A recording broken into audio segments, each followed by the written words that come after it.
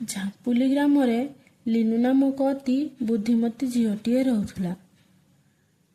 ପଢ଼ାଶୁଣାରେ ସେ ଥିଲା ସବୁଠୁ ଆଗରେ।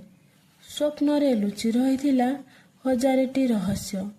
ଦିନରାତି ବହି ମଧ୍ୟରେ ଲୁଚି ଯାଉଥିଲା। ସ୍ୱପ୍ନକୁ ସତ୍ୟ କରିବା ପଥରେ ଆଗକୁ ବଢ଼ୁଥିଲା। ପରିଶ୍ରମ ଥିଲା ସେ ଝିଅର ପରିଚୟ। ତାର ଥିଲା ଉଚ୍ଚ ଆକାଂକ୍ଷା। ଜୀବନର ବହୁତ ବାଧାବିଘ୍ନ ସହି ଆଗକୁ ବଢ଼ିଥିଲା। ସମସ୍ତ ବିପଦ ସହ ଯୁଦ୍ଧ କରି ତାଙ୍କ ଗନ୍ତବ୍ୟରେ ପହଞ୍ଚିଥିଲେ। ସଫଳତାର ପଥରେ ଆଗକୁ ମାଡ଼ି ଚାଲିଲେ ଏବଂ ଶେଷରେ ସେ ସଫଳତା ଲାଭ କଲେ। ପରବର୍ତ୍ତୀ ସମୟରେ ସେ ଏକ ସ୍କୁଲରେ ପଢ଼ାଇବାର ବୃତ୍ତି ଗ୍ରହଣ କରି ସମାଜ ସେବା କରୁଛନ୍ତି।